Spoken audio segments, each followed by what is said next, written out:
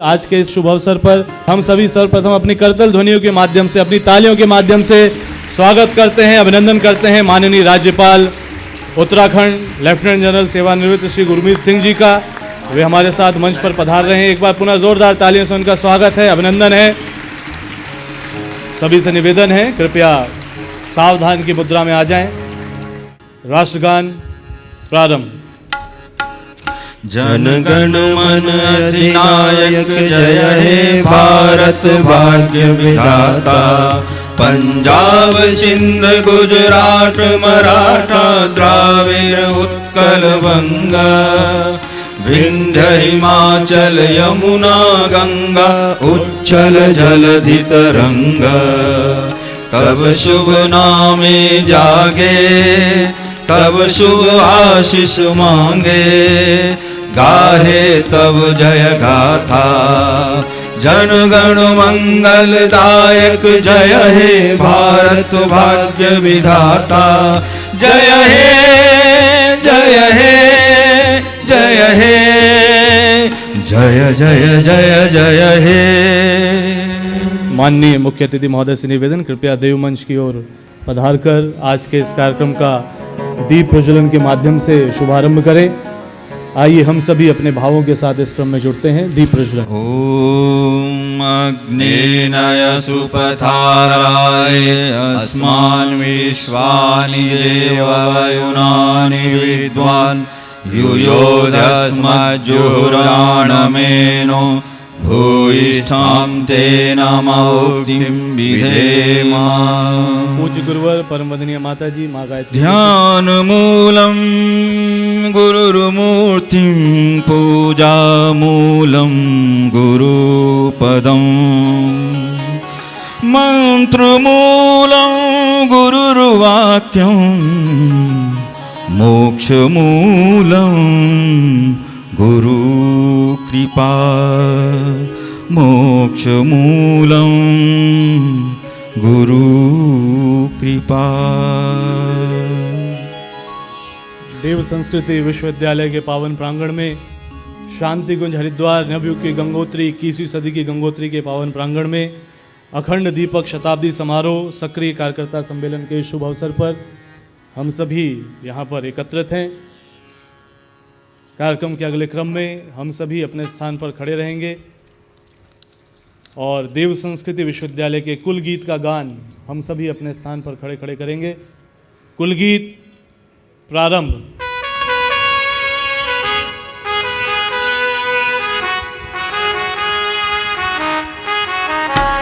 मानवीय उत्थान का जो अनवरत आधार है।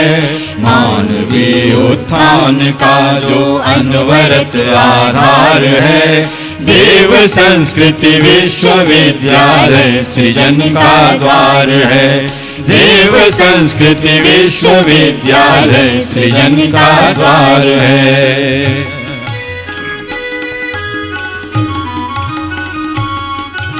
गोद गंगा की हिमालय की मिली छाया इसे। दिव्य वातावरण में पोषित मिली काया इसे। कुल पिता का है बरसता स्नेह संरक्षण यहाँ। कर्म की मिलती उन्हीं से प्रेरणा हर क्षण यहाँ। कर्म की मिलती उन्हीं से प्रेरणा हर क्षण यहाँ। कुल जननी की दिव्य मृदु ममता मई रसधार है।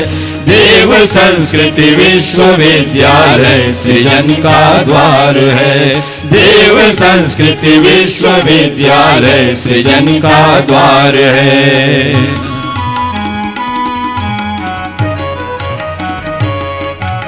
है यहाँ होता प्रखरतम चेतना का जागरण, आपसी सद्भावना संवेदना का जागरण। यह महामानव बनाने की सुगढ़ टकसाल है, वास कर इसमें युवाओं की बदलती चाल है, वास कर इसमें युवाओं की बदलती चाल है। विश्व फिर लगता उन्हें अपना सगा परिवार है, देव संस्कृति विश्वविद्यालय सृजन का द्वार है, देव संस्कृति विश्वविद्यालय सृजन का द्वार है। मानवीय उत्थान का जो अनवरत आधार है, मानवीय उत्थान का जो अनवरत आधार है, देव संस्कृति विश्वविद्यालय सृजन का द्वार है, देव संस्कृति विश्वविद्यालय सृजन का द्वार है, देव संस्कृति विश्वविद्यालय सृजन का द्वार है। धन्यवाद। स्वागत अभिनंदन के क्रम में हम निवेदन करेंगे परमादरणीय डॉक्टर चिन्मय पांडे जी से कि वे आज के कार्यक्रम के हमारे मुख्य अतिथि माननीय राज्यपाल उत्तराखंड लेफ्टिनेंट जनरल सेवानिवृत्त श्री गुरमीत सिंह जी का अखिल विश्व गायत्री परिवार की ओर से, अखिल विश्व गायत्री परिवार की ओर से देव संस्कृत विश्वविद्यालय शांति कुंज हरिद्वार के पावन प्रांगण में स्वागत कर रहे हैं। और हम सभी की करतल ध्वनियों में वो भाव है, वो उत्साह है, वो उमंग है जो आज के इस ऐतिहासिक आयोजन में आपकी उपस्थिति से हम सबके मध्य है। तो एक बार पुनः से स्वागत अभिनंदन आज के कार्यक्रम के हमारे मुख्य अतिथि महोदय का। आप सभी से निवेदन है कृपया अपना स्थान विधिवत ग्रहण कर लें। परम पूज्य गुरुदेव ने जिस उद्देश्य से विचार क्रांति अभियान युग निर्माण योजना की पूरे विश्व में सृजनशीलता की, आज उस क्रम का एक ऐतिहासिक अवसर अनेकानेक ऐतिहासिक आयोजनों से होते हुए अखिल विश्व गायत्री परिवार की यात्रा, और यूं कहें एक कालजयी यात्रा एक नए मुकाम पर है। और आज के इस अवसर पर जब हम एक ऐसे व्यक्तित्व को अपने मध्य देखते हैं, जब परम पूज्य गुरुदेव का अवतरण हुआ, उसके बाद परम वंदनीय माता जी का अवतरण, अखंड दीप का अवतरण और मिशन की यात्रा जब आगे बढ़ी, तो एक नन्हे से बालक के रूप में जब उनका अवतरण हुआ तो उन्होंने इस मिशन की यात्रा को सबसे करीब से देखा है। परम पूज्य गुरुदेव परम वंदनीय माता जी की गोद में, उनके आंगन में, उनकी तपस्या, उनकी त्याग, उनकी तितिक्षा को अनुभव उन्होंने किया है। परम श्रद्धेय डॉक्टर साहब, परम श्रद्धेय जी ने जो गुरु जी माता जी से सीखा, वरिष्ठों ने जो सीखा, उस पूरे घटनाक्रम का साक्षी वो नन्हा सा बालक जो एक बीज के रूप में मिशन में गुरुदेव ने विकसित किया था, आज एक वृक्ष के रूप में सबके सामने है। और ये हम सभी का सौभाग्य है कि उत्तर हो, दक्षिण हो, पूर्व हो, पश्चिम हो, देश हो, विदेश हो, गांव हो, शहर हो, यूनाइटेड नेशंस ऑर्गेनाइजेशन हो, वर्ल्ड हेल्थ ऑर्गेनाइजेशन हो, यूनेस्को हो, या centre for Baltic culture and studies का पहला सेंटर विश्वविद्यालय में हो, इन सब की स्थापनाओं में गुरुदेव ने जिन्हें निमित्त बनाया है और जो स्वयं गुरुदेव का शिष्य बनकर प्रतिदिन दिन रात एक करके लगे हुए हैं, ऐसे हमारे डॉक्टर चिन्मय पांडे जी आज के इस ऐतिहासिक आयोजन की रूपरेखा से हम सबको अवगत कराएं। उनसे निवेदन प्रार्थना हम सभी के बीच पधारें डॉक्टर चिन्मय पांडे जी।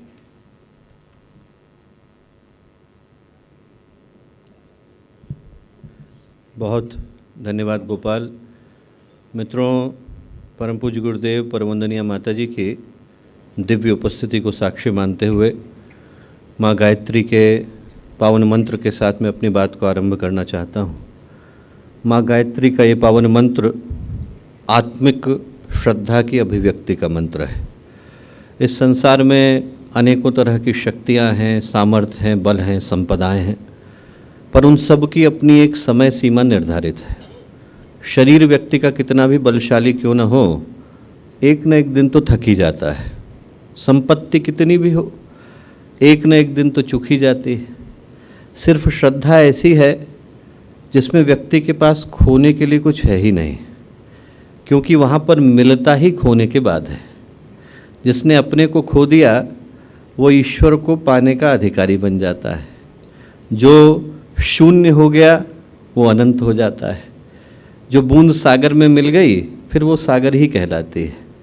जो गंगा जी में जाकर के नाला मिल गया वो गंगा जल हो जाता है। जिसने अपने को ईश्वर को समर्पित कर दिया, उसके बाद जो अभिव्यक्ति उसके माध्यम से जन्म लेती है वो उसकी अपनी नहीं होती, क्योंकि वहाँ पर अहंकार चला गया है, समर्पण विद्यमान है। और उसी समर्पण को साक्षात नमन करते हुए हम लोग माँ गायत्री का ये पावन मंत्र कहते हैं। सही पूछें तो आज जिस उद्देश्य के लिए हम लोग आकर के बैठे, यहाँ जो उत्तर प्रदेश और उत्तराखंड के सक्रिय कार्यकर्ता आज देव संस्कृति विश्वविद्यालय के मृत्युंजय सभागृह में शांति कुंज की पावन धरती पर विद्यमान है और जिस उद्देश्य को ध्यान में रख कर के विद्यमान है, सन 1926 में परम पूज्य गुरुदेव ने जो अखंड दीपक प्रज्वलित किया, उसकी साधना यात्रा के जो 100 वर्ष 2026 में परिपूर्ण होने जा रहे हैं, उसकी यात्रा के क्रम में जो सबसे पहले और सबसे बड़ा कार्यक्रम है जिसके माध्यम से आज की शुरुआत हो रही है, उसको भी देखें तो वो हम सब की सम्मिलित श्रद्धा की अभिव्यक्ति का प्रतीक है। परम पूज्य गुरुदेव की जीवन यात्रा के अनेकों चरण रहे। आमलखेड़ा की यात्रा एक थी, तपोभूमि की यात्रा दूसरी थी, शांति कुंज की तीसरी थी, हिमालय की यात्रा एक और थी। उनके व्यक्तित्व की, कृतित्व की जो उनने जिया और उनने किया, उसके अपरिमित परिमाण हम लोगों के सामने उपस्थित हैं, उपलब्ध हैं। उसमें परम पूज्य गुरुदेव ने उनके शारीरिक यात्रा को समाप्त करने के बाद जिस चेतना को उनकी उपस्थिति का प्रतीक और पर्याय बताया, उसी को हम लोग अखंड दीपक के नाम से जानते हैं और उस यात्रा के 100 वर्ष शीघ्र संपन्न होने जा रहे हैं। सही पूछें तो जो गायत्री का मंत्र है वो उसी शक्ति, चेतना, सत्ता के चरणों में एक समर्पण की यात्रा का मंत्र है। एक बार कमर सीधी करके शरीर मन को शांत करते हुए उस शक्ति का आवाहन हम लोग करते हैं जो हमें सद्ज्ञान, सद्भाव, सत्कर्म, सत्प्रवृत्ति की ओर लेकर के चलती हैं। माँ गायत्री का पावन मंत्र साथ साथ ओम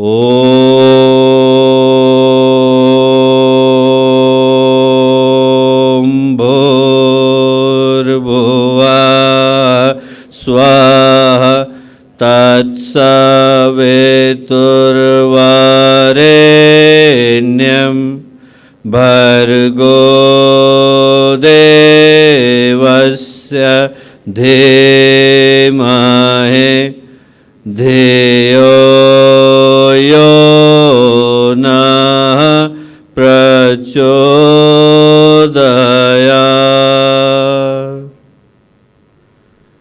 परम पूज्य गुरुदेव, परम वंदनीय माता जी के दिव्य और सूक्ष्म संरक्षण में आज का ये अत्यंत ही पावन दिवस, गणेश चतुर्थी का ये पावन दिन, वो दिन जिस दिन हम परम वंदनीय माता जी की महाप्रयाण यात्रा को भी स्मरण करते हैं और उनकी साधना से सिद्धि की यात्रा को भी स्मरण करते हैं। हम में से प्रत्येक के जीवन का जो आधार रहें, इस गायत्री परिवार के जो आधारशिला रहें, इस गायत्री परिवार को एक बृहत्तर रूप देने का कार्य जिन परम वंदनीय माता जी के माध्यम से संपन्न हुआ, परम वंदनीय माता जी, अखंड दीपक, इनकी शताब्दी की यात्रा का और उनके स्मरण का आज का जो ये पावन दिन, इस शुभ अवसर पर हम लोगों के मध्य में इस मृत्युंजय सभागृह में मुख्य अतिथि के रूप में उपस्थित एक ऐसे व्यक्तित्व जो न केवल ज्ञान, चिंतन, चेतना, शौर्य, पराक्रम, साहस के प्रतीक हैं, बल्कि जिनका सदा से गायत्री परिवार के प्रति एक बड़ा ही अनन्य भाव रहता है। इस उत्तराखंड राज्य के बहुत ही यशस्वी राज्यपाल, आदरणीय राज्यपाल महोदय जी, अपने लोगों को ये जान करके बहुत ही सुखद आश्चर्य होगा कि नित्य प्रति के ध्यान के क्रम में जब माननीय राज्यपाल महोदय ध्यान करते हैं तो उनके ध्यान के क्रम में जो सत्ता अनवरत उनके साथ उपस्थित होती है वो अखंड दीपक की चेतना होती है। जिस दिन प्रथम बार उनने अखंड दीपक के दर्शन किए थे, तब से लेकर आज तक जितनी बार माननीय राज्यपाल महोदय से भेंट मुलाकात हुई तो बातचीत के क्रम में पहली पंक्ति उनके मुख से यही निकली है कि मैं उसी चेतना का अनवरत ध्यान करता हूं जो अखंड दीपक के दर्शन के समय मुझे उपस्थित हुई थी। तो एक ऐसा व्यक्तित्व जो अपने ही परिवार के मध्य में आज हम लोगों को प्रेरणा देने के लिए उपस्थित हैं। इस उत्तराखंड राज्य के एक बहुत ही यशस्वी मंत्री आदरणीय श्री प्रेमचंद्र अग्रवाल जी,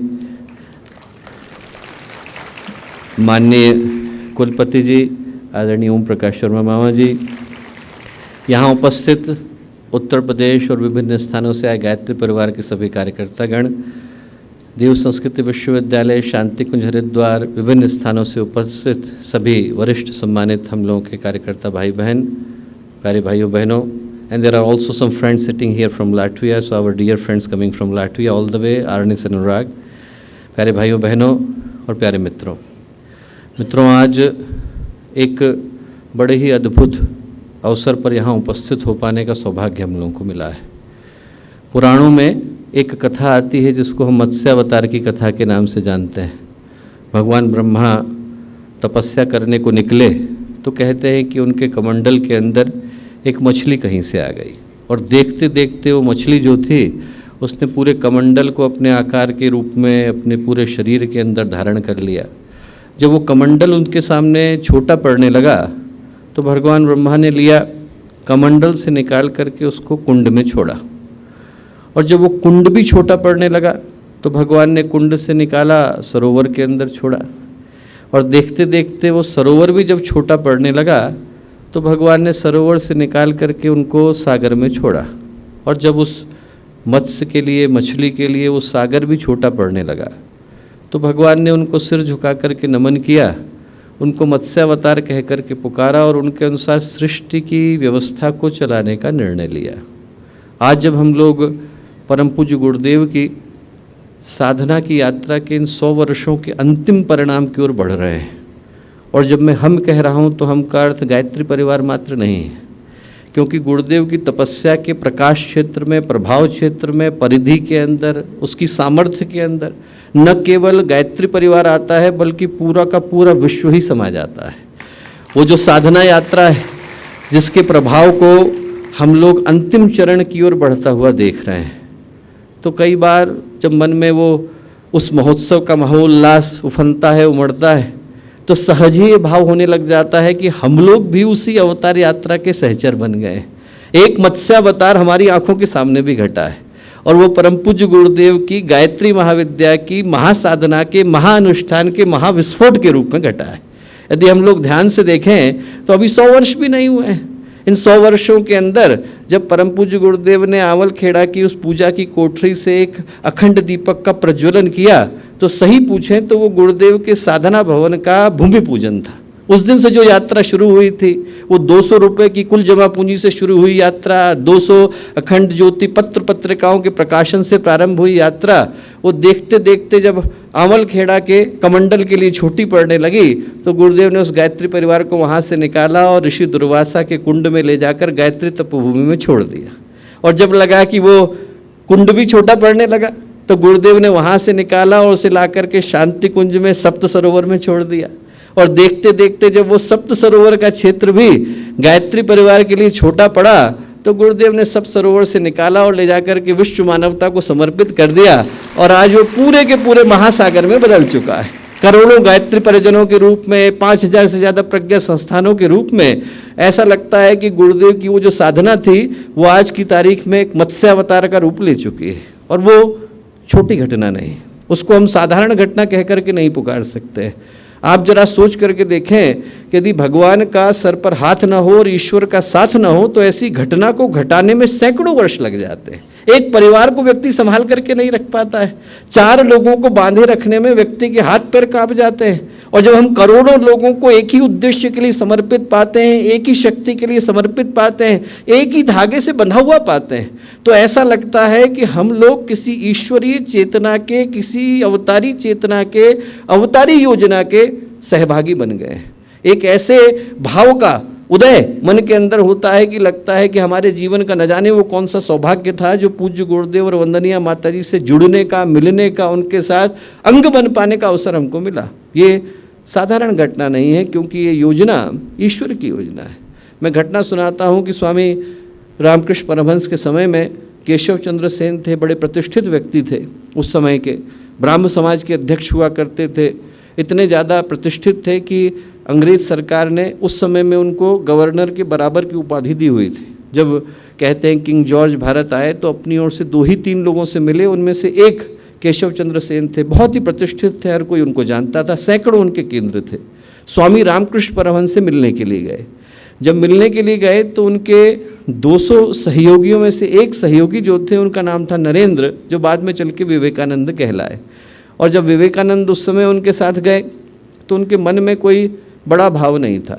जीवन बड़े कष्ट से गुजर रहा था, पिता का देहावसान हो गया था, माँ बीमार चल रही थी, बहन ने आत्महत्या कर ली थी, भाई घर छोड़ के चला गया था। विवेकानंद बड़े कष्ट में थे, बहुत जगह मांगने के बाद भी एक जॉब उनको नसीब नहीं हो पाई थी।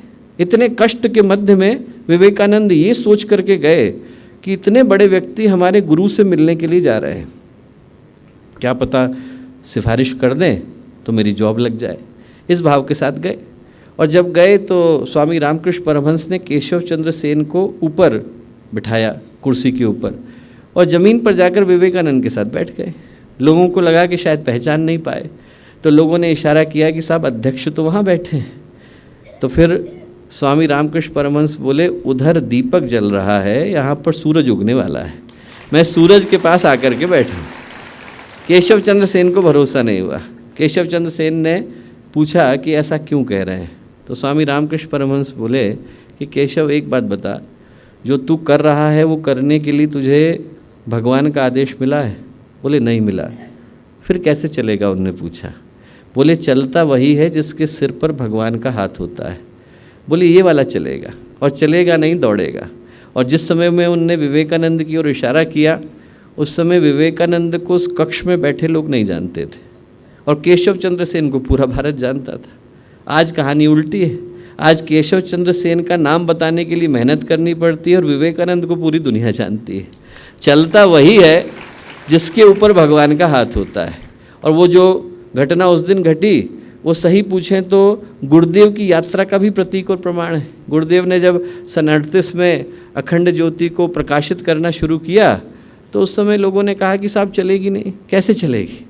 बोले आप जो है सेकेंड वर्ल्ड वॉर चल रही है, पेपर मिलता नहीं है, आप घर में हाथ से पेपर बनाते हो, उस हाथ के पेपर के ऊपर 250 अखंड ज्योतियों को लिखते हो, लोगों के घर में बांट के आते हो, कैसे चलेगी? पैसा आप लेते नहीं हो, विज्ञापन आप छापते नहीं हो, कैसे चलेगी? तो गुरुदेव ने उनमें से किसी को उत्तर नहीं दिया। अखंड ज्योति के अंदर लिखा, और क्या लिखा? इंसान की जलाई हुई हो तो कल को बुझ जाए, भगवान की जलाई हुई होगी तो अखंड जलेगी। और वो जो अखंड जल रही है, वो जो अखंड दीपक है, अखंड ज्योति है, वो भगवान की जलाई हुई ज्योति है।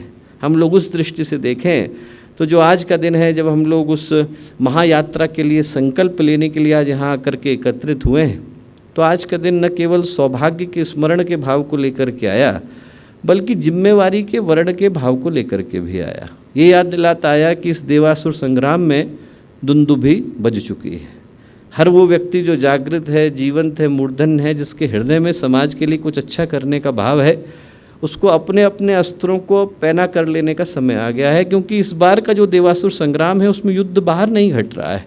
इस बार हमला करने के लिए आसुरी शक्तियों ने, नकारात्मक ताकतों ने किसी युद्ध की भूमि का चयन नहीं किया है, बल्कि मनुष्य की मनोभूमि का चयन किया है। स्वार्थ, संकीर्णता, निकृष्टता के रूप में इंसान के व्यक्तित्व के भीतर जो दुष्प्रवृत्तियाँ आकर के विद्यमान हैं, वो आज की आसुरी शक्ति का ही प्रतीक और प्रमाण है।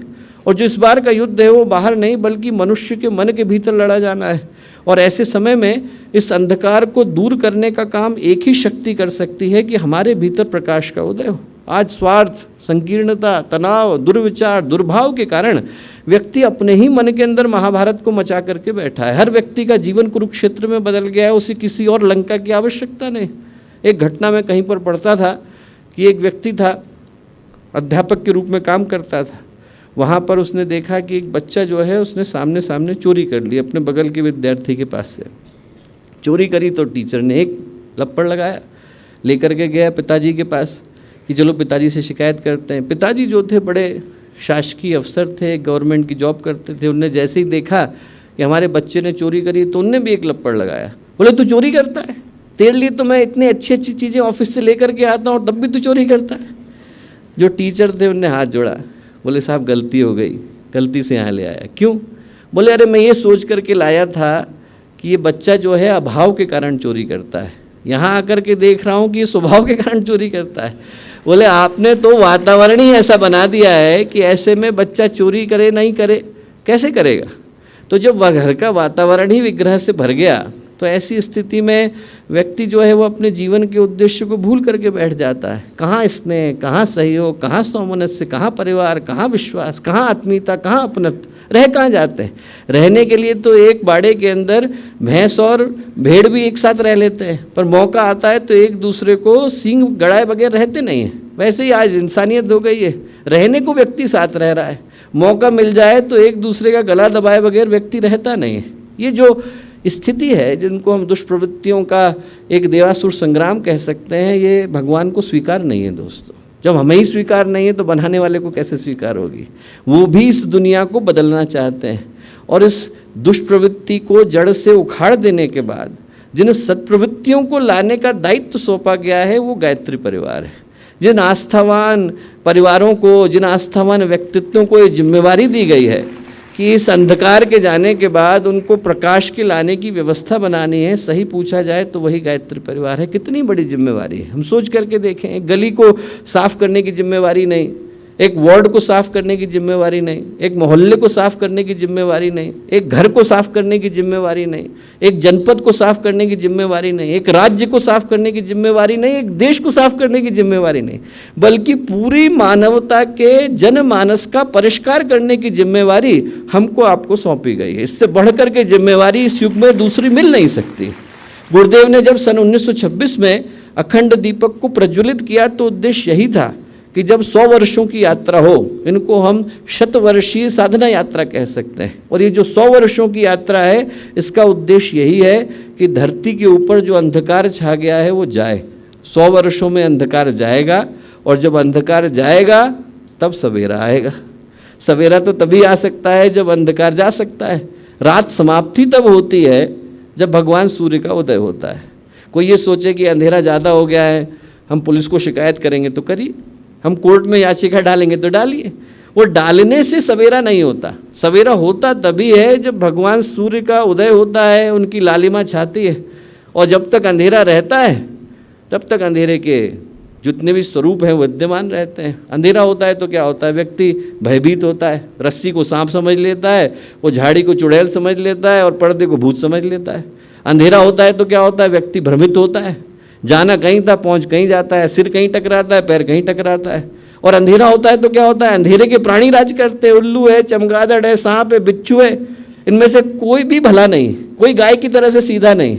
आज जो अंधकार छाया है उसके कारण यही हो रहा है। मानवता अपने जीवन के उद्देश्य को भूल करके बैठी है। व्यक्ति को जाना कहीं और था, जाता कहीं और है।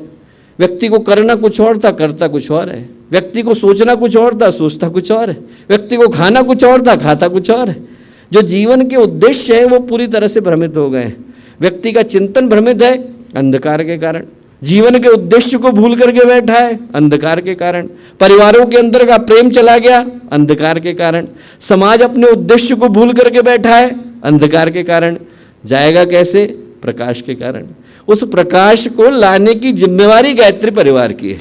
गुरुदेव ने एक ही उद्देश्य बताया कि वो जो अखंड दीपक की ज्योति है, अखंड ज्योति, उसको प्रचंड बनाने का दायित्व हमारा है। उसको हम लोग अपनी आत्म ज्योति के रूप में प्रतिष्ठित करें।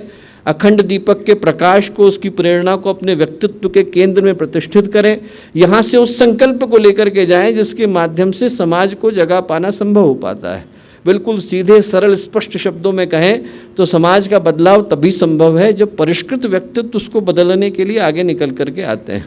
जब भगवान अज का, दिलीप का, रघु का, इक्ष्वाकु का संकल्प जागता है तो फिर धरती का भाग्य बदल पाता है। रघु के हाथ में साम्राज्य आता है, कल्याण का माध्यम बन जाता है। गुरु गोविंद सिंह जी के हाथ में तलवार जाती है, समाज के कल्याण का माध्यम बन जाती है। यदि अच्छे लोगों के हाथ में वो संपदा जाती है, संपत्ति जाती है, संस्कार जाते हैं तो वो समाज के कल्याण का माध्यम बनते हैं। नहीं तो वही साम्राज्य, वही संपत्ति, वही सत्ता, वही संपदा यदि गलत व्यक्ति के हाथ में जाती है तो अभिशाप का कारण बन जाती है। दूध वही होता है, ऋषि के हाथ में लग जाए प्रसाद बन जाता है, पर यदि सांप के मुंह में लग जाए तो जहर हो जाता है। यदि व्यक्ति अच्छे होंगे तो यही समाज, यही सारी की सारी व्यवस्था, इसी संस्कार को बदल पाने की सामर्थ्य हमारे अंदर आ जाएगी। सीधा सरल स्पष्ट गुरुदेव का चिंतन था, हम बदलेंगे तभी युग बदलेगा। हमारी आत्म ज्योति ही संसार के अंधकार को दूर कर पाने की सामर्थ्य रखती है। अंत में चूँकि समय अल्प है, माननीय राज्यपाल महोदय को अगले कार्यक्रम के लिए भी जाना है, तो सिर्फ पूज्य गुरुदेव की आज से 90 वर्ष पहले लिखी गई एक पंक्ति के साथ, कविता के साथ मैं अपनी बात को समाप्त करना चाहता हूँ। गुरुदेव सैनिक समाचार पत्र के अंदर कार्य करते थे, उसके संपादन का। और आज से लगभग 90 वर्ष पूर्व गुरुदेव ने इन पंक्तियों को लिखा। ये लिखा कि ये जो समय है वो अब बदलने ही वाला है, इसको बदलने की तैयारी हम लोगों को कर लेनी चाहिए। उन्होंने कहा परिवर्तन निश्चित है। बोले देख देख कर बाधाओं को तनिक न घबरा जाना। बोले बाधाएं तो आएंगी, देख देख कर बाधाओं को तनिक न घबरा जाना, सब कुछ करना सहन किंतु मत पीछे कदम हटाना। बोले कितनी भी तकलीफ आ जाए पीछे हटने की आवश्यकता नहीं। देख देख कर बाधाओं को तनिक न घबरा जाना, सब कुछ करना सहन किंतु मत पीछे कदम हटाना। कोई भी हो दुश्मन तेरा निश्चित मिट जाएगा, त्रिंस कोटि हुंकारों से नभमंडल फट जाएगा। गुरुदेव ने लिखा कि कोई भी सामने आ जाए सत प्रवृत्ति के आगे रुकने वाला नहीं है। शांत हिमालय फटे, प्रलय होए, बवंडर आए, कुछ भी हो जाए, गुरुदेव ने कहा रुकने का नाम नहीं है। परिवर्तन निश्चित है, परिवर्तन निश्चित है। बहरे सुने आँख अंधे खोलें, सोने वाले उठें, सिपाही जागें, सावधान हो लें। ये जो समय है वो उन लोगों के जागने का है जिनको भगवान ने आवाज़ दे करके बुलाया है। सीधे सरल स्पष्ट शब्दों में 100 वर्षों की जो यात्रा है वो एक नए चरण की ओर बढ़ रही है। और ऐसे समय में न केवल उत्तर प्रदेश और उत्तराखंड को जगाने की जिम्मेवारी हमारी है, बल्कि पूरे भारत को और विश्व को जगाने की जिम्मेवारी भी हमारी है। उस संकल्प को लेकर के हम लोग यहाँ से विदा हो सकें, ऐसी प्रार्थना हम लोग गुरु सत्ता से करते हैं। सभी को बहुत सारी शुभकामनाएं, बहुत सारी मंगल कामनाएं। वाणी का वो प्राण, व्यक्तित्व की वो ताकत और भाव यही कि कह देना अपने बच्चों पर आप भरोसा रखना, बचा कार्य हम पूर्ण करेंगे, दृष्टि बनाए रखना। तो आज के इस ऐतिहासिक आयोजन में एक प्राणवान संदेश हम सबको प्रदान करने के लिए एक बार पुनः से डॉक्टर चिन्मय पांडे जी का हम हृदय से आभार करते हैं। इस ऐतिहासिक आयोजन के अगले क्रम में यह देवभूमि है, ऋषि भूमि है। और इस ऋषि भूमि के ऋषिकेश से एक ऐसे यशस्वी जनसेवक जिन्होंने लगातार इस क्षेत्र की सेवा की है, और यह ऐसी भूमि जहां धर्म, अर्थ, काम, मोक्ष सभी की प्राप्ति होती है। एक ऐसे राज्य में लगातार जनप्रतिनिधि के रूप में चुनकर आते रहे, जनसेवा के कार्य में निरत रहे, विधानसभा के अगर सदस्य रहे तो विधानसभा के अध्यक्ष भी रह चुके हैं, और आज वर्तमान में हमारे उत्तराखंड राज्य के माननीय वित्त मंत्री के रूप में अपनी सेवाएं दे रहे हैं। आज के इस विशिष्ट आयोजन में विशिष्ट अतिथि के रूप में आप हम सभी के मध्य हैं। तो इस अखंड दीपक शताब्दी समारोह के इस आरंभ में सक्रिय कार्यकर्ता सम्मेलन में हम विशिष्ट अतिथि उद्बोधन हेतु हृदय से आमंत्रित करते हैं श्री प्रेमचंद अग्रवाल जी को, माननीय वित्त मंत्री उत्तराखंड, कि वे कृपया हम सभी के मध्य पधारें और विशिष्ट अतिथि उद्बोधन से हम सबको लाभ प्रदान करें।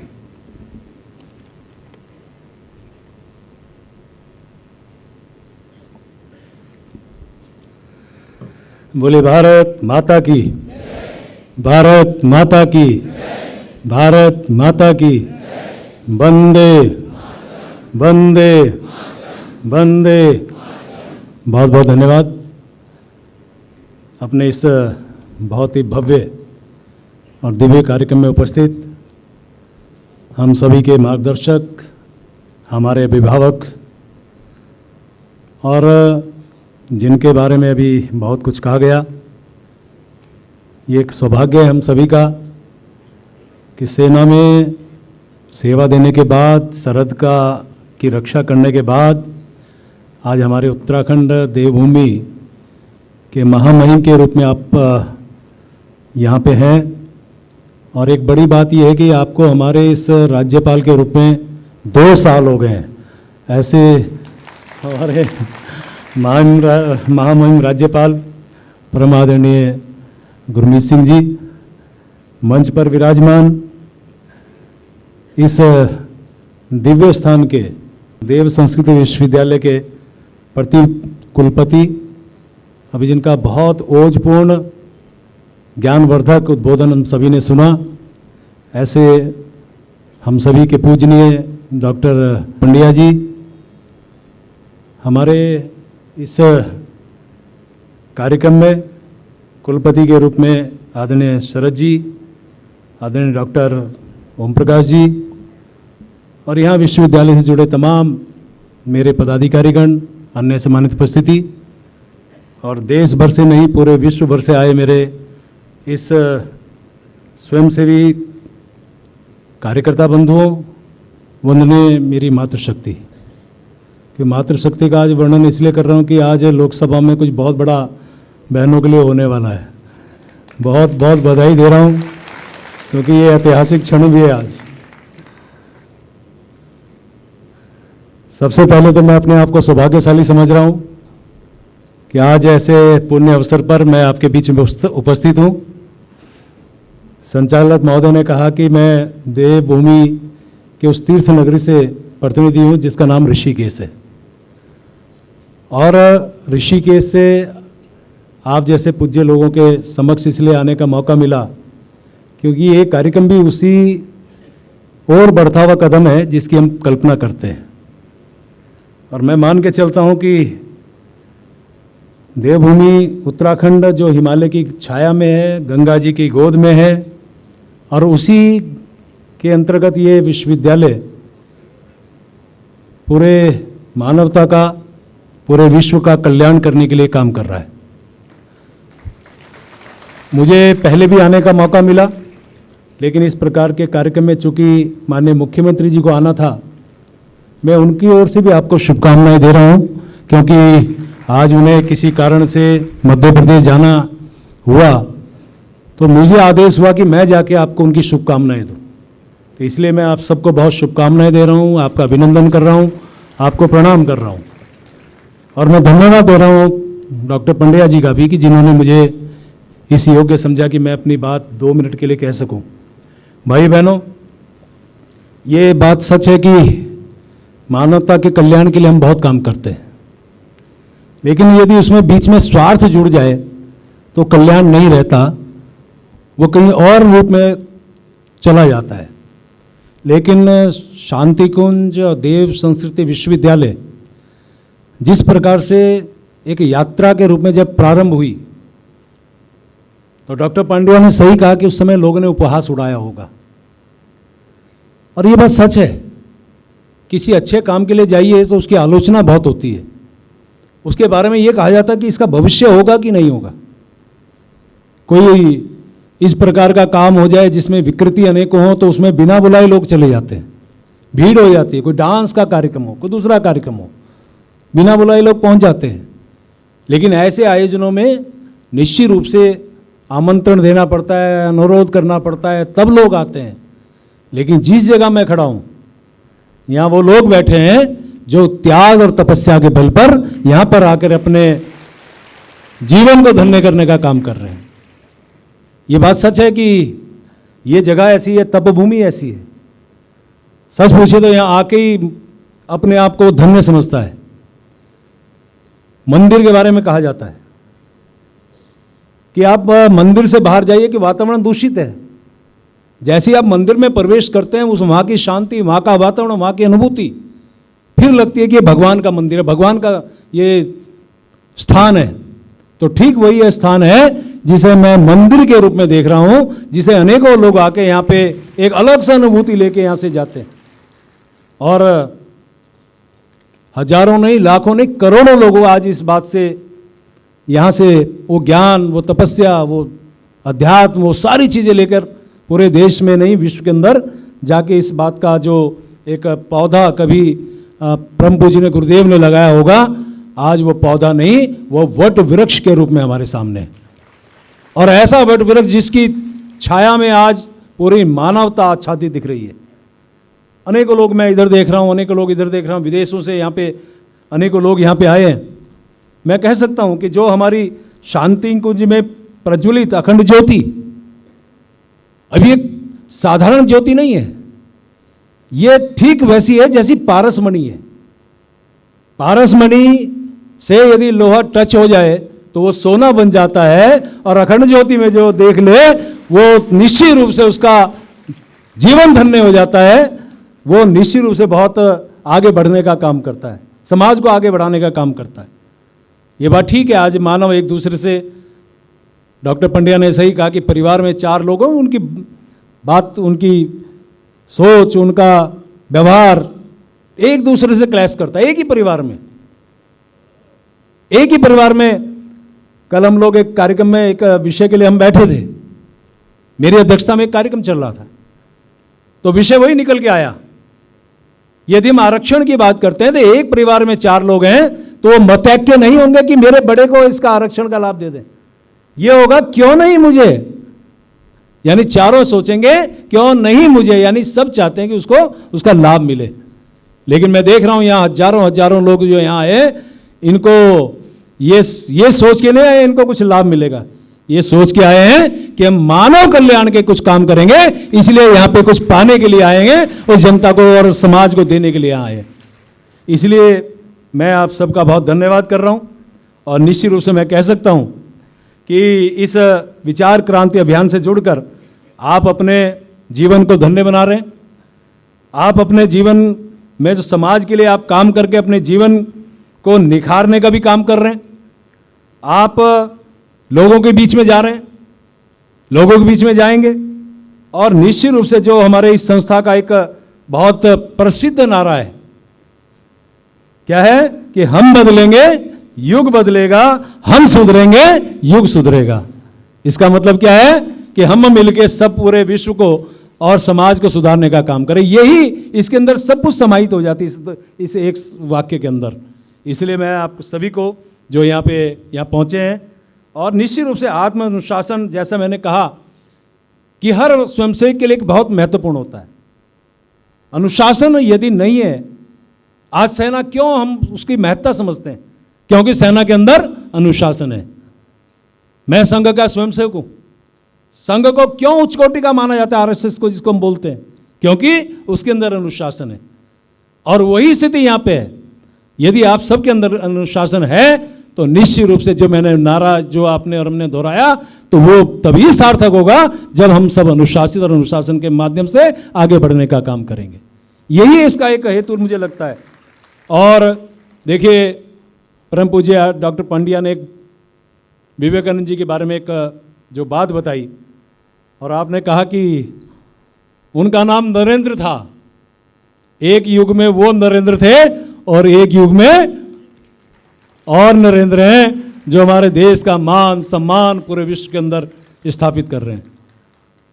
भाई बहनों, अभी कुछ दिन पहले आए, वैसे तो आप क्योंकि ज़्यादा विषय रखोगे तो राजनीतिक हो जाएगा, लेकिन यहाँ राजनीति का कोई मतलब नहीं है। लेकिन यदि हमारे देश का मान सम्मान बढ़ाया है, आज से पहले बहुत से लोग यहाँ प्रबुद्ध लोग बैठे हैं, मंच पे जो बैठे उनका तो खैर कल्पना से बहुत परे इतने विद्वत जन यहाँ बैठे, उनके बारे में तो कुछ ज़्यादा बोलने की आवश्यकता नहीं। उनके लिए बोलना यानी सूरज को दीपक दिखाने के समान है। इसीलिए सबको प्रणाम कर रहा हूँ। लेकिन मैं कह सकता हूँ कभी देश हमारा सोने की चिड़िया कहलाया जाता था, कभी देश हमारा विश्वगुरु कहा जाता था। लेकिन शनै शनै क्या स्थिति बनी, बाहर विदेश में हमारा कोई व्यक्ति भारत का जाता था तो उसको किस दृष्टि से देखा जाता था, और आज हमारे देश के व्यक्ति को यदि विदेश में जा रहा है तो उसको बड़े मान और सम्मान के साथ देखा जा रहा है। यह उस नरेंद्र का कमाल है, या तो उस नरेंद्र का कमाल था या इस नरेंद्र का कमाल है जिसको हम आदरणीय नरेंद्र मोदी के रूप में जानते हैं, नरेंद्र मोदी जी के रूप में जानते हैं। और भाई बहनों, आज तो वो सौभाग्यशाली समय पे हम बैठे हैं जब इसी देश के अंदर एक नया इतिहास रचा है। चंद्रयान 3 लॉन्च करके विश्व के अंदर पहला देश बना है जिसने दक्षिण ध्रुव में अपनी पताका फहराई, अपना तिरंगा फहराया। G20 कितना बड़ा आयोजन हुआ देश का, विश्व का। मेरे ऋषिकेश में भी, हमारे उत्तराखंड में 3 बैठकें, उसमें 2 बैठकें हमारे ऋषिकेश में हुई। हम सौभाग्यशाली रहे, महामहिम दोनों बैठकों में, तीनों बैठकों में रहे, आपके मार्गदर्शन में वो कार्यक्रम हुआ। और मैं आपको बताना चाह रहा हूं, जिस प्रकार से आपने उस समय वहां विदेशी मेहमानों को आपने संबोधित किया, हालांकि अभी भी आपको उनका ज्ञान भी यहां पता चलेगा, लेकिन जिस प्रकार से आपने वहां संबोधित किया तमाम मेहमानों को, 3 आयोजन में 2 ऋषिकेश में होते हैं, पूरे देश के अंदर 200 होते हैं। ये बात मैं इसलिए कह रहा हूं, आप और हम वो भारतवासी हैं जिसका आज मान सम्मान बढ़ रहा है विश्व के अंदर। और इसी 9-10 तारीख में वो करिश्मा हुआ पूरे विश्व के अंदर कि G20 को लेकर G21 हुआ, एक देश को जोड़ा और बढ़िया वाला घोषणा पत्र जारी हुआ। ये है हमारे उस नरेंद्र का कमाल, उस हमारे नरेंद्र मोदी जी का कमाल। इसलिए भाई बहनों, बहुत कुछ नहीं बोलना चाह रहा हूँ।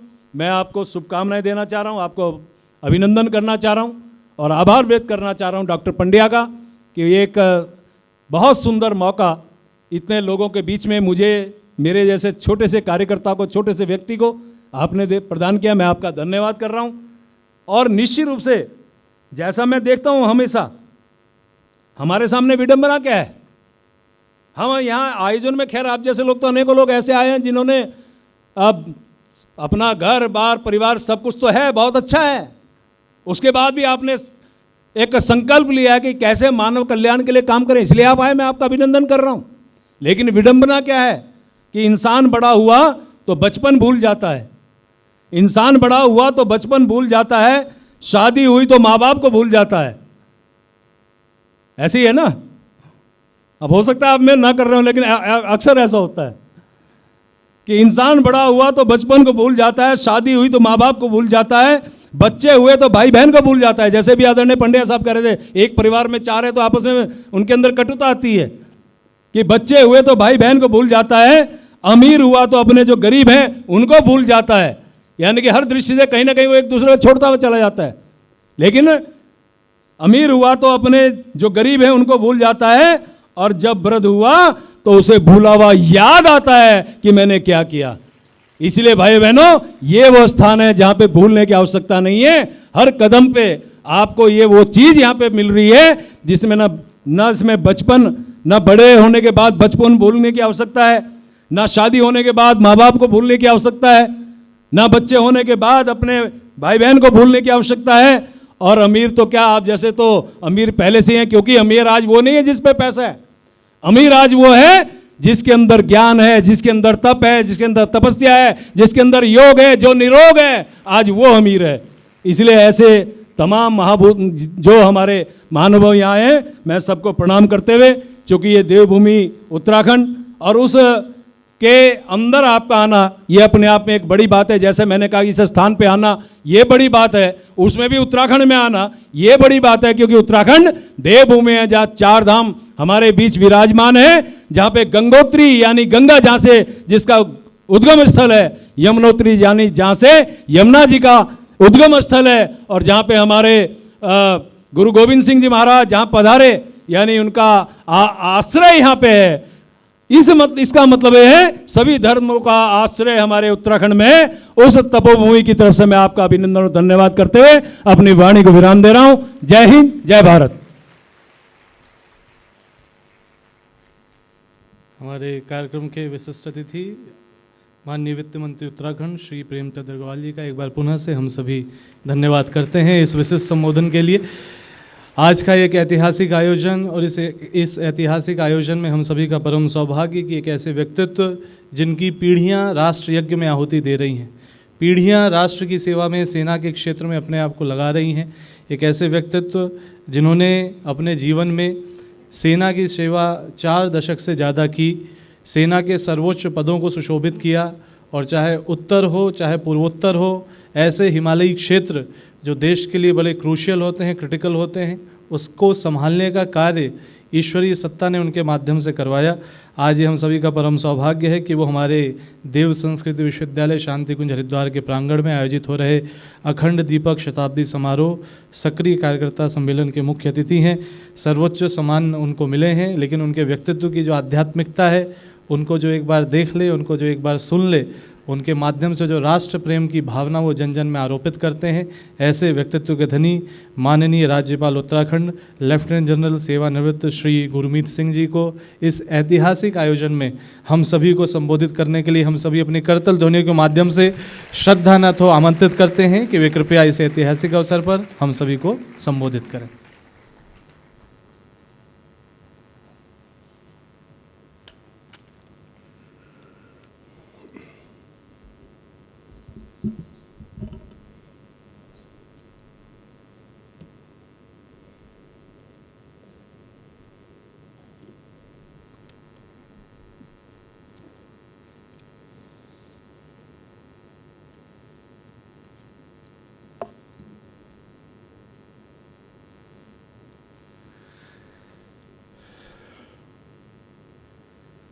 जय हिंद। आज सचमुच ये क्षण अपने आप में बिल्कुल अलग है। आज गणेश चतुर्थी इस मृत्युंजय भवन में, यहाँ गायत्री तीर्थ में, शांति कुंज में इकट्ठे होकर आज एक संकल्प लेना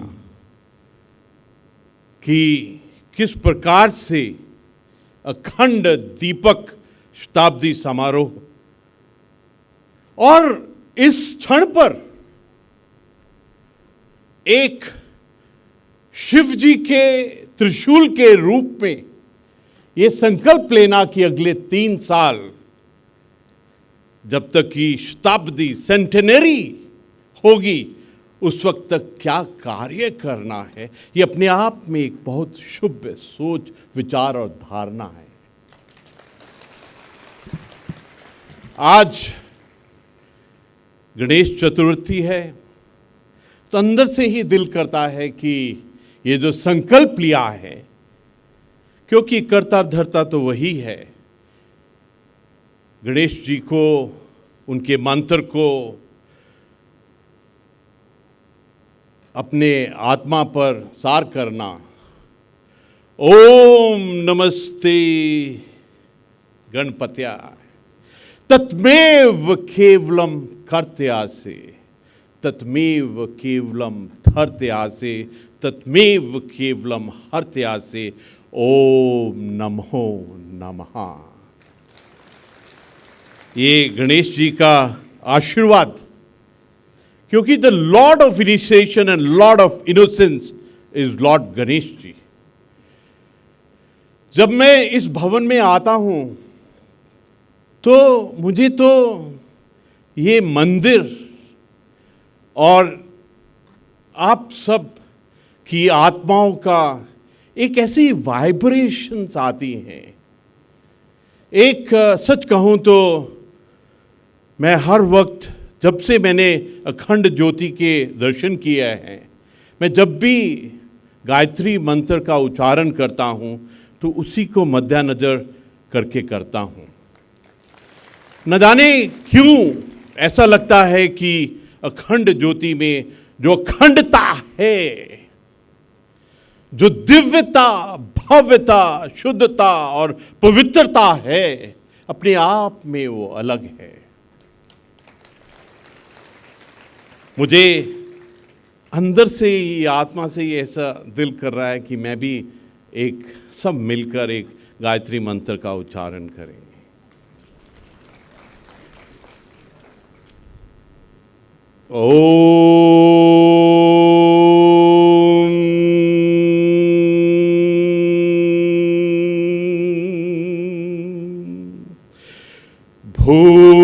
भूर्भुवः स्वाहा तत्सवितुर्वरेण्यं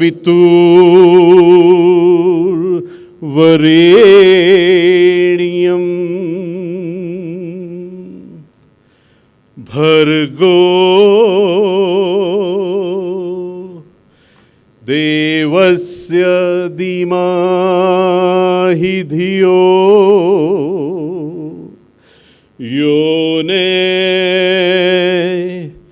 प्रचोदयात्।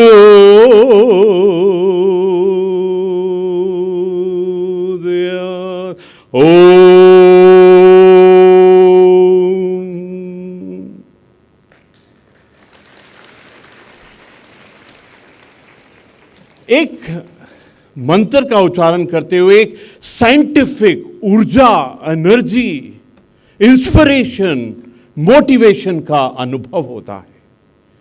एक अलग ही ताकत अंदर में आत्मा के रूप में दिखाई देती है। ब्रह्मांड, द कॉस्मिक पावर, सनातन आत्मा, चित और चेतना एक साधना में जब जुड़ती है तो अलग ही एक ऐसा अनुभव होता है जो which cannot be explained or talked about, but it can only be felt. ये शांति का कुंज है, शांति की वाइब्रेशंस का, this is a fountain head.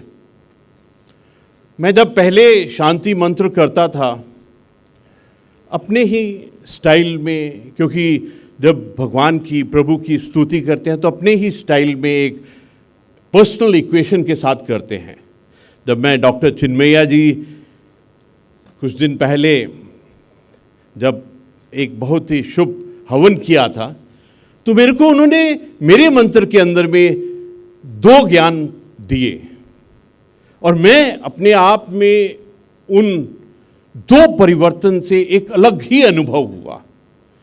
पहले मैं जब शांति मंत्र करता था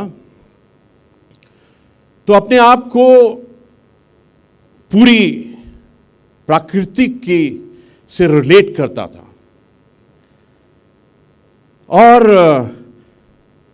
ऐसा इतना सुंदर होता लगता है शांति मंत्र कि हम भगवान का नाम लेने से पहले प्राकृतिक और प्राकृतिक जो एनर्जीज हैं, ऊर्जा हैं, उनको याद करते हैं. मैं एक सैनिक हूं. यहाँ पर हर एक, और मुझे बहुत खुशी है कि पंडित श्री राम शर्मा आचार्य जी ने भी हर एक गायत्री परिवार के हर एक आत्मा को सर्जन सैनिक का ही नाम दिया था.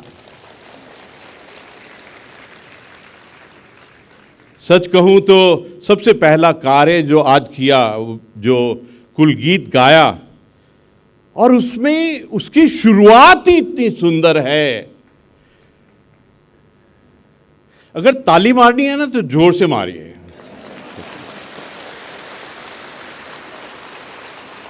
क्योंकि ताली मारते वक्त में संदेह नहीं होना चाहिए, सेल्फ डाउट नहीं होना चाहिए. आत्मा बोलती है ताली मारनी है तो जोर से मारिए. ये जो ताली मारते हैं ना, आत्मा से जो ताली मारते हैं, इसकी गूंज सीधा प्रभु के पास जाती है. ये जो कुलगीत आज इतना सुंदर गाया, और इसका जो श्री गणेश शब्दों से होता है, कहते हैं मानवीय उत्थान का जो, वी आर हियर मानवता के लिए, कोई छोटे से लेवल के लिए नहीं, पूरी मानवता के उत्थान के लिए. आज सचमुच एक गहरा ज्ञान प्राप्त हुआ कि पंडित श्री राम शर्मा आचार्य जी, वंदनीय माता भगवती देवी शर्मा जी की जो सोच थी, जो सोच विचार और धारणा थी, जिसके बारे में हम संकल्प ले रहे हैं कि अगले 3 साल क्या करेंगे, उसमें सबसे बड़ी वो सोच है कि परिवर्तन, ट्रांसफॉर्मेशन, बदलाव, एक चेंज. और उन्होंने उसके आगे कहा है कि ये परिवर्तन तो निश्चित है. मुझे उनके ये 2 शब्दों से कि ये परिवर्तन निश्चित है, मेरे अंदर में ऐसा विश्वास जागा है कि भारत को विश्व गुरु, विकसित राष्ट्र और सर्वश्रेष्ठ राष्ट्र होने से कोई नहीं रोक सकता है. और ये जो आपकी तालियां हैं, जो आपकी आत्मिक तालियां हैं, दिस कन्फर्म्स, ये जो संकल्प आपके अंदर में है, this resolve that you have within you, this is going to change the entire perspective. सब धारणाओं को बदल देगा. आपने देखा कि कोविड महामारी में पूरे संसार के जितने मेडिकल इंस्टीट्यूशन थी सब ढह गए, लेकिन एक भारत की national United jointed resilience resilience बहुत बड़ा वर्ड होता है, क्योंकि जिस परिवार के अंदर में जोत 96 ईयर से जल रही है, उसका रेजिलियंस, रिजॉल्व और संकल्प बहुत बड़ा है।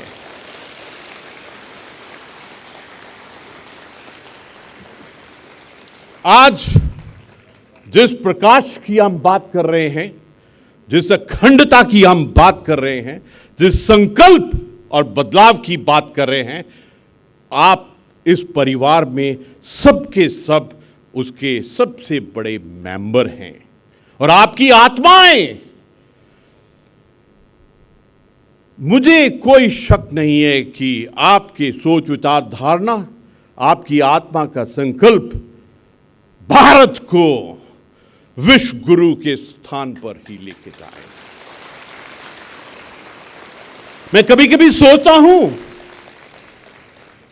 कि ये स्वामी शब्द क्या है। What is the deep meaning of word swami? स्वयं के ऊपर में नियंत्रित रखना, स्वयं के ऊपर में अपनी विल पावर, स्वयं के ऊपर सेल्फ कंट्रोल और स्वयं के ऊपर में सेल्फ डिसिप्लिन रखना ही स्वामी का एक रूप है। यह इसलिए जरूरी है कि पूरा परिवार अपने आप में शिव जी का वो संकल्प ले। शिव जी की जो त्रिशूल के अंदर में 3 शूल हैं, विल पावर, सेल्फ कंट्रोल और सेल्फ डिसिप्लिन, उसी से स्वामी बनता है, उसी से आत्मा का एक कंट्रोल होता है। कुल गीत के आखिरी शब्द इतने सुंदर, सृजन का द्वार है, आप सृजन के द्वार में हैं। You are the door of सृजन, और आप एक सृजन सैनिक हैं। मुझे इस चीज का पूर्ण विश्वास है, जब मैं आपकी आत्माओं को देख रहा हूं, जब आपकी वाइब्रेशंस को फील कर रहा हूं, कि ये क्रांति जो भारत में आत्मिक आध्यात्मिक क्रांति आएगी पूरे विश्व के लिए, वो यहां से शुरू होगी। जोर से ताली बजाइए। ये ताली नहीं, ये संकल्प है। और अगले 3 साल तक ये संकल्प की जो ऊर्जा, इंटेंसिटी, रिजॉल्व इसी प्रकार बढ़ती ही रहेगी। अखंड दीपक शताब्दी समारोह मैं देख रहा हूं 2026, और मैं देख रहा हूं आपकी commitment, your dedication, your perseverance. बीच में ना जाने कितनी चुनौतियां आएंगी, बीच में ना जाने कितने चैलेंजेस आएंगे, लेकिन आप ये याद रखना कि ये जो ज्योति है, ये अखंड ज्योति है। 1926 से उसी श्रद्धा, संकल्पना और उसी रिजॉल्व के साथ में जलती आई है। मैं सभी गायत्री परिवार के एक एक जन से, जो आप सब इस कार्यक्रम के सहभागी हैं, आपको एक बात पक्का याद रखनी है कि आप प्रभु का दूत हैं। You are the brand ambassador. प्रभु के, शिव जी के, वाहेगुरु के और पंडित श्री राम शर्मा आचार्य जी के आप ब्रांड एम्बेसडर हैं। Every thought of yours, every action of yours is dedicated to that purest of the thought and the ideals. इसलिए आपकी जिम्मेवारी बहुत अधिक बढ़ जाती है।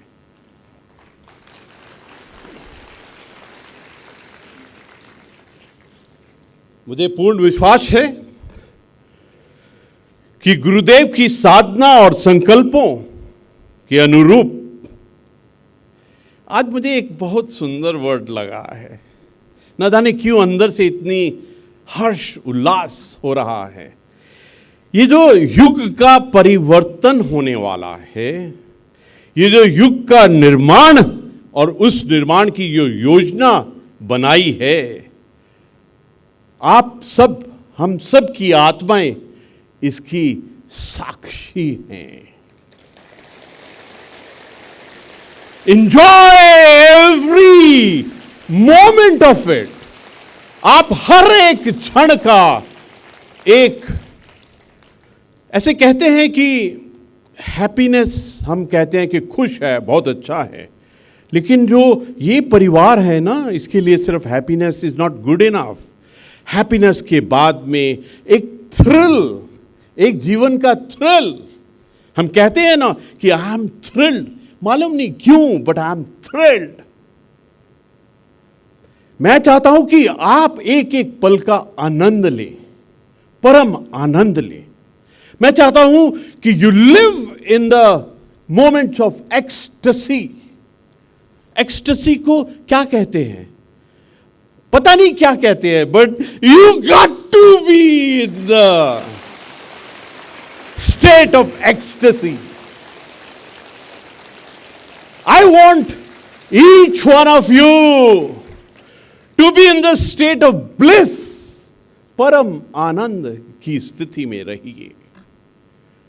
एंड मुझे पूर्ण विश्वास है कि आपकी गुरुदेव जी की साधना और संकल्प और आपकी आत्मा का संकल्प और साधना आपको उस स्थिति में पहुंचाएगी, यहां एकदम bliss, ecstasy, Anand, thrill and happiness, खुशियां आपके राह में होंगी।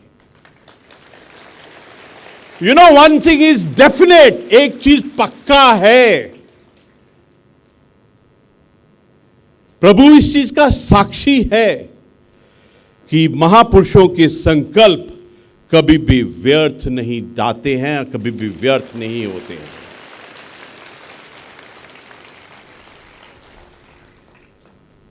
करोड़ों लोगों के लिए, फॉर बिग नंबर, यह शांति कुंज का पवित्र परिसर एक जागृत तीर्थ है। यहां पर अवेयरनेस आती है, जागरूकता होती है।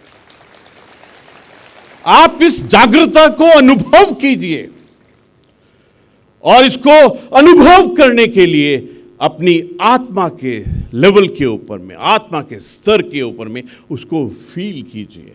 आपको बिल्कुल ही अलग आनंद का मार्ग मिलेगा। जोर से ताली बजाइए, घबरा घबरा के क्यों मारते हैं आप?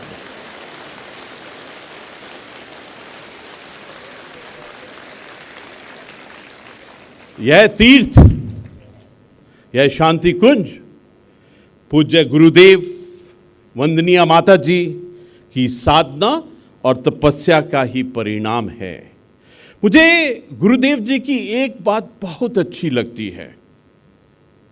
देखिए, प्रभु का खेल, कल मैं एक व्यक्ति को मिला, एक विशेष व्यक्ति को मिला, और उन्होंने कहा कि उन्होंने गुरुदेव को साक्षात मिले थे, और मेरे को तो ऐसा लगा कि देखिए प्रभु का खेल। कल शाम को ही मिले थे, आज यहाँ आने से पहले भी वो मिले थे, और उन्होंने कहा कि ही हैड इंटरेक्टेड विद गुरुदेव जी। उन्होंने उनका आशीर्वाद लिया था। Can you plan this things? You can not plan this thing. ये तो सब प्रभु का, ब्रह्मांड का, सनातन का एक बिल्कुल ही अलग खेल है। अगर हम सब आत्माएं यहाँ पर मृत्युंजय भवन में इस क्षण में हैं, तो ये तो ऐसा लगता है कि प्रभु का बहुत गहरा आशीर्वाद है। जोर से ताली बजाइए।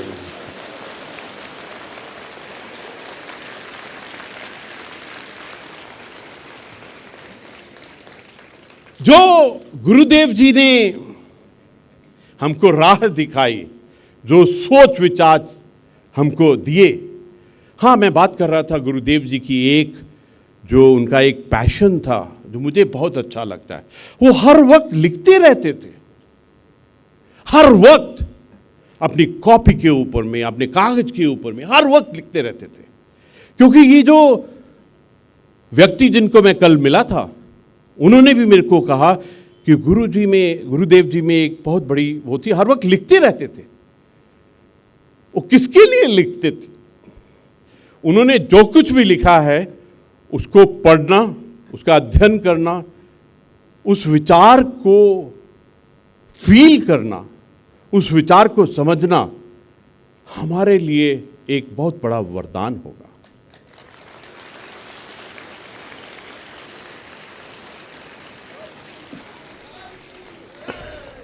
जोर से बोलिए तो बोलना है, तो एकदम दहाड़ के बोलिए।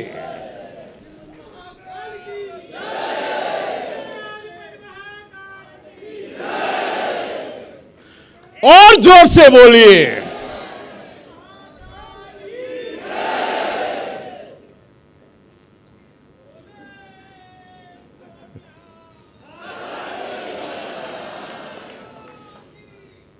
जो भी प्रभु की वरदान से आपके सोच विचार आते हैं, आप आनंद लेके बोलिए, इंजॉय योरसेल्फ।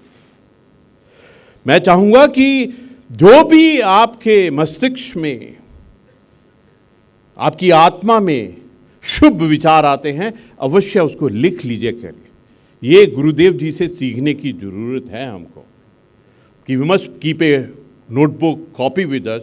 जो भी शुभ विचार आते हैं उसको लिख लीजिए। और स्पेशली जो आपने संकल्प, जो गुरुदेव जी की साधना और संकल्प था, उसके बारे में लिखना बहुत जरूरी है। हमारे लिए जो गुरु जी का आदेश है, जो यहां से एक वाइब्रेशन की तरह जाना चाहिए। जैसे मैंने कहा कि आज मुझे ये दो शब्दों ने इतना प्रभावित किया है कि परिवर्तन तो निश्चित है, और इस परिवर्तन के संकल्प में और इस परिवर्तन के निश्चित होने में जो भारत के संकल्प हैं, वो 3 संकल्प मेरे को त्रिशूल की तरह ही लगते हैं। एक, विकसित भारत। दूसरा, आत्मनिर्भर भारत। और तीसरा है विश्व गुरु भारत। आज का ये क्षण, आज का ये दिन भारत के लिए बहुत महत्वपूर्ण दिन है। आज पार्लियामेंट नई पार्लियामेंट बिल्डिंग में शिफ्ट किए हैं। वो भी ऐसा शुभ दिन जब गणेश जी का आशीर्वाद है। तो मुझे ऐसा लगता है कि वो जो डिविनिटी, स्पिरिचुअलिटी और जो भव्य दिव्य विचार हैं, उनका प्रचार प्रसार प्रभु खुद कर रहे हैं।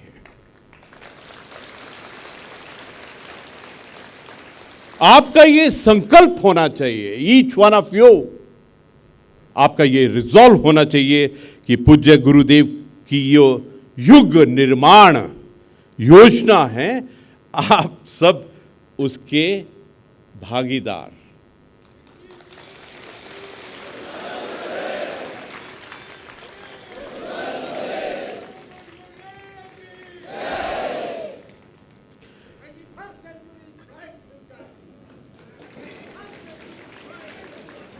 ये है स्पिरिट, ये है भारत की स्पिरिट। जोर से ताली मारिए इनके लिए।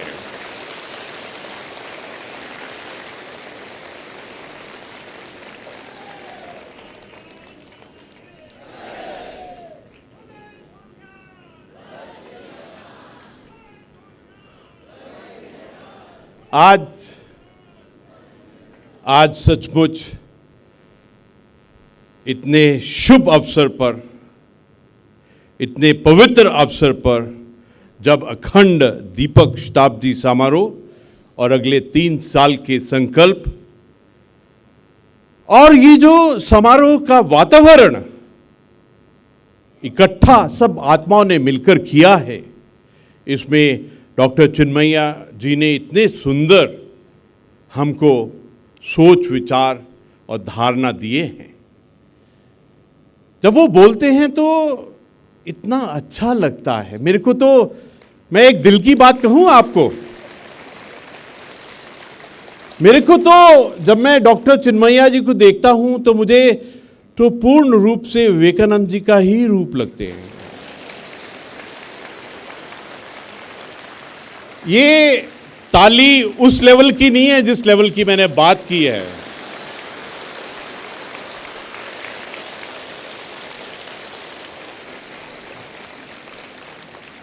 मुझे प्रेम जी ने जो इतने सुंदर अपने सोच विचार साझा किए, बहुत अच्छा लगा।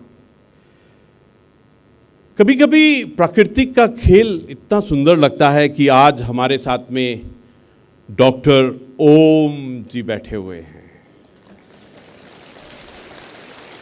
जिनका नाम लेने से ही प्रभु के साथ में आदमी जुड़ जाता है। श्री शरद पार्थी जी, आपको नमस्कार। और अत्यंत अच्छा लगा है आज एक एक क्षण का यहां पर।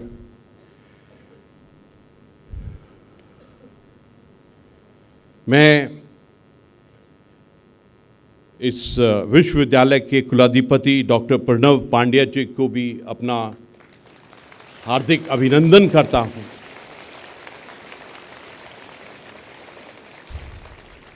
आज जब सबसे पहले कदम रखा तो जो हमारे राष्ट्र के 21 परमवीर चक्र विजेता हैं, जो हॉल ऑफ फेम का, वॉल ऑफ फेम का जो है, वहाँ सबसे पहले पूजन किया, एक एक की तरफ देखा तो ऐसा लगा कि वो स्वर्गों से इंस्पायर कर रहे हैं, मोटिवेशन कर रहे हैं कि भारत की रक्षा के लिए जो उन्होंने अपने प्राणों की आहुति दी, हमारे लिए वो सबसे बड़े इंस्पिरेशन है।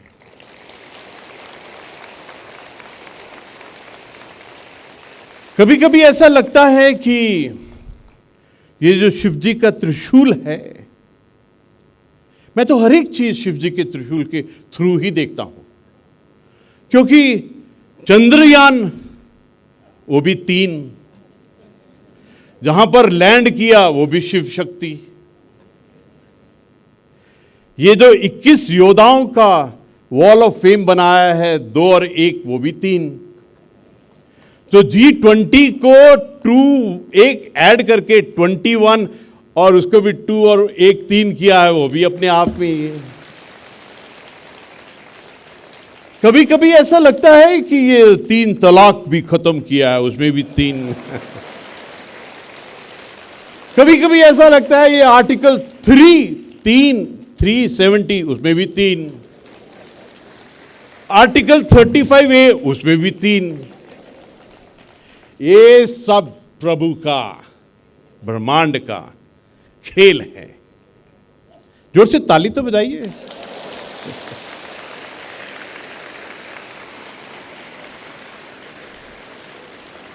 न जाने इतना आत्मिक एक ब्लिस, एक्सटेसी, थ्रिल और हैप्पीनेस हो रही है। मेरा दिल कर रहा है मैं खत्म ही ना करूं, मैं बात ही करता रहूं। ऐसा दिल करता है ना कभी कभी कि अपनी माता से, अपने पिता से, अपनी नानी से, अपने दादा से, अपने भाई से, अपनी बहन से बस बातें ही करते जाओ। आखिर में ये जो अगले 3 साल हैं, इसका जो संकल्प, रिजॉल्व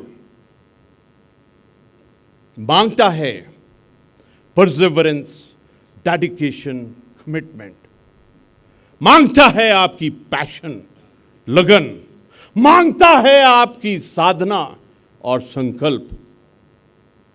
और मुझे पूर्ण विश्वास है आपकी एक एक आत्मा को फील करने के पश्चात कि 2026 में बिल्कुल परिवर्तन अलग ही किस्म का। प्रणाम, जय हिंद।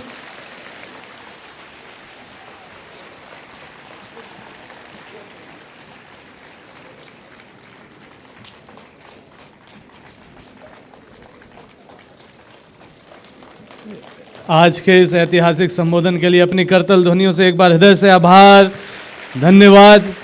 माननीय महोदय, आपकी आज की यहाँ की उपस्थिति परम पूज्य गुरुदेव परम वंदनीय माता जी की सूक्ष्म उपस्थिति में सचमुच वो डिवाइन प्लान का एहसास हमें कराती है कि एक आदर्श सैनिक जो रहे हैं उनके माध्यम से गुरुदेव माता जी ने आज के दिन में निर्णय लिया था कि सृजन सैनिकों को जो उत्साह भरना है वो उन्होंने भरा, जो प्रेरणा दी है उन्होंने दी, और जो मार्गदर्शन उनके माध्यम से मिला। एक बार पुनः से अपनी करतल ध्वनियों के माध्यम से अखिल विश्व गायत्री परिवार की ओर से हम आपका हृदय से आभार करते हैं, बहुत बहुत धन्यवाद करते हैं। विमोचन के कुछ ऐतिहासिक क्रम हैं इस ऐतिहासिक आयोजन में। सर्वप्रथम हमारी पावन युग तीर्थ आवल खेड़ा की वेबसाइट को आज लॉन्च किया जा रहा है। वो पवित्र स्थल जहां परम पूज्य गुरुदेव का जन्म हुआ, वह स्थल जहां अखंड दीप के समक्ष गुरुदेव ने अपनी कठोर साधना की, उसकी वेबसाइट है। आप सभी इस वेबसाइट से अवश्य जुड़े, awalkheda/gsp.awgp.org। इसकी शुरुआत आज यहां पर की जा रही है। परम पूज्य गुरुदेव ने जो हजारों हजार पुस्तकें लिखी, जिसका विश्व की विभिन्न भाषाओं में अनुवाद का क्रम चल रहा है। वियतनामी भाषा में भी परम पूज्य गुरुदेव की लिखी सबसे पहली पुस्तक मैं क्या हूं और समस्याएं आज के समाधान कल के का वियतनामी विमोचन। यहां जोरदार तालियों से इसका अभिनंदन। आज के इस ऐतिहासिक आयोजन में, इस ऐतिहासिक अवसर में, वो ऐतिहासिक पल जब हमारे माननीय राज्यपाल महोदय की उपस्थिति में वर्षों पहले से उनके माध्यम से जो प्रेरणाएं मिली, नेशनल एजुकेशन पॉलिसी 2020 को लागू करने वाला देश का पहला विश्वविद्यालय संपूर्ण रूप से देव संस्कृति विश्वविद्यालय है। और हमारे ऐसे यशस्वी माननीय राज्यपाल महोदय की गरिमा में उपस्थिति में उनके ही राज्य उत्तराखंड के देव संस्कृति विश्वविद्यालय, जिसको उनका असीम आशीर्वाद सदैव मिलता है, NEP 2020 लागू करने वाला पहला विश्वविद्यालय देव संस्कृति विश्वविद्यालय। आइए, अब निवेदन है एक संक्षिप्त आरती का क्रम यहाँ पर गणेश चतुर्थी के पावन अवसर पर श्री गणेश हो रहा है, एक नई शुरुआत का। तो आइए एक संक्षिप्त भाव से हम सभी जुड़ते हैं इस क्रम में।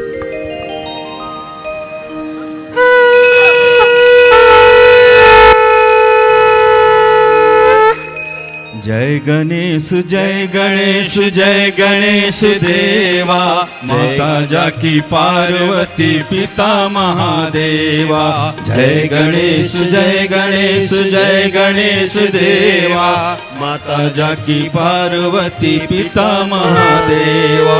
पान चढ़े फूल चढ़े और चढ़े मेवा, पान चढ़े फूल चढ़े और चढ़े मेवा। लड्डुअन का भोग लगे संत करे सेवा। जय गणेश जय गणेश जय गणेश देवा, माता जाकी पार्वती पिता महादेवा।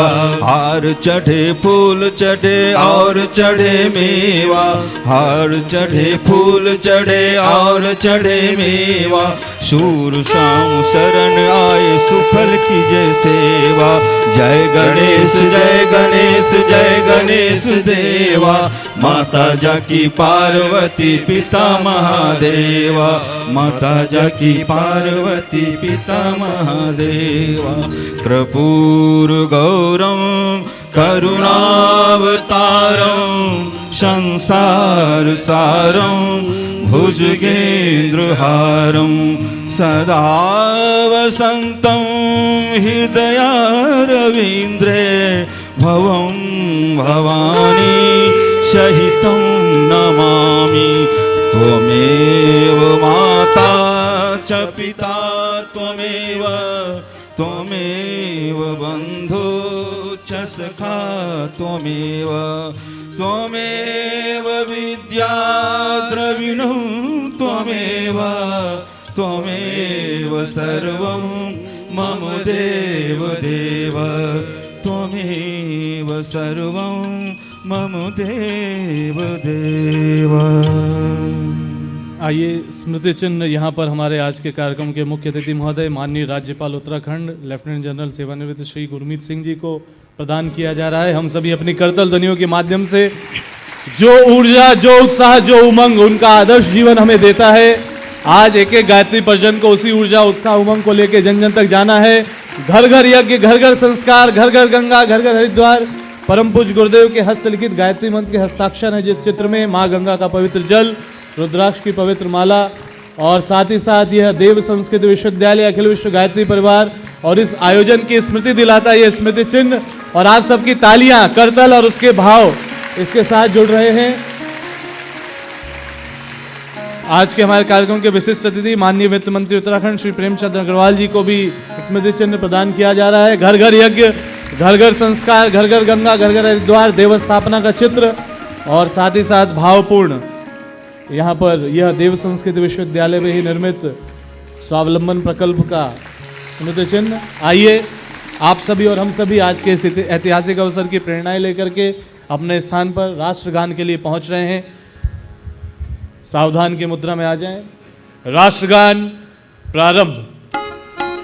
जन गण मन अधिनायक जय हे भारत भाग्य विधाता, पंजाब सिंध गुजरात मराठा द्राविड़ उत्कल बंगा, विंध्य हिमाचल यमुना गंगा उच्छल जलधि तरंग। तब शुभ नामे जागे, तब शुभ आशीष मांगे, गाहे तब जय गाथा। जन गण मंगलदायक जय हे भारत भाग्य विधाता, जय हे जय हे जय हे जय जय जय जय हे। भारत माता की जय, भारत माता की जय। हमारे YouTube चैनल शांति कुंज वीडियो गायत्री परिवार को सब्सक्राइब करें एवं बेल आइकन जरूर दबाएं ताकि गायत्री परिवार की विभिन्न गतिविधियों की जानकारी आपको मिलती रहे।